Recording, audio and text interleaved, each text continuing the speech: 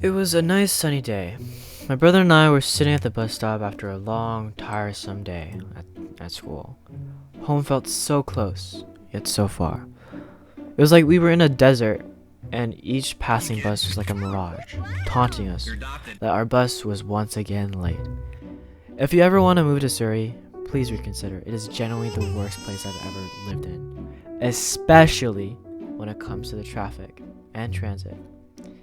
If I had to describe the transit in Surrey, it'd be like waiting in a long line for a very hot celebrity, except that line isn't for a celebrity at all. It's just a rectangle, and at the end of the line is just a long-ass rectangular car. Anyway, as we wait and wait for the bus, it finally arrives. My brother and I sit down, relieved, and we sit at the back, like we normally do. And the entire bus is packed since school had just ended. Later, as more people leave from each bus stop, I noticed that in the front of the bus, there are less people than usual.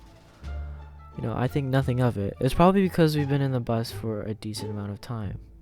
However, I noticed a strong smell. I sniffed myself inconspicuously. Is it me?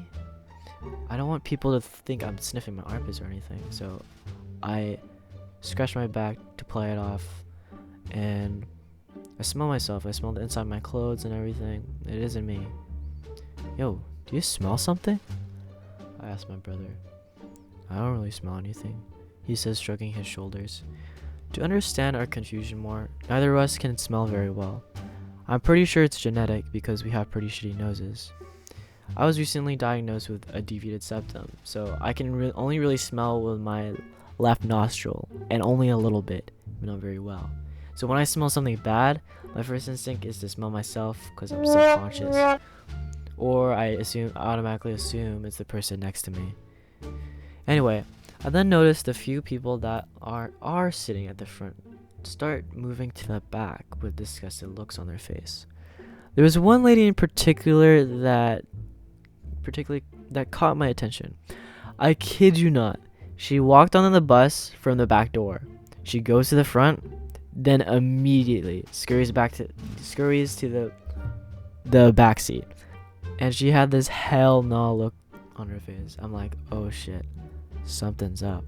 And me, myself, and my thoughts go, yo, why does it kind of smell like fish or something? Someone probably brought fishy food. That's it, yeah. No, can't be fish. Did someone have like a really bad fart? What was that?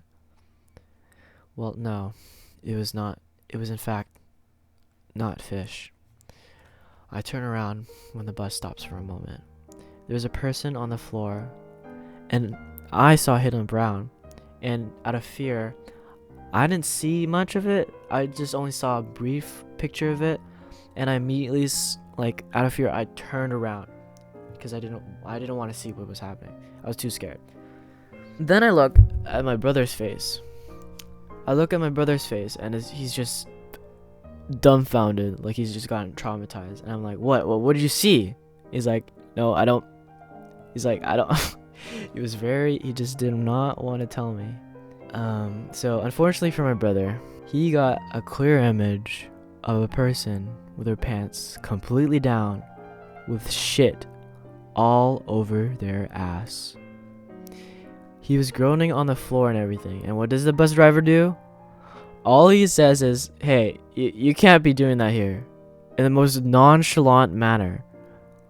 Not, what the fuck are you doing? Why do you have shit all over your ass? Not, sir, get off the bus. He's just like, yeah, none of that. Like, it's a normal Tuesday. Right. Safe to say, it wasn't a normal Tuesday for us because we've experienced, drivers that skip us when the bus isn't full at all, and our fair share of smelly people on the bus. But not this smelly. Not this shitty. So anyway, we ended up getting off the bus 2 stops early because we were not having it. And yeah, that was my shitty transit experience.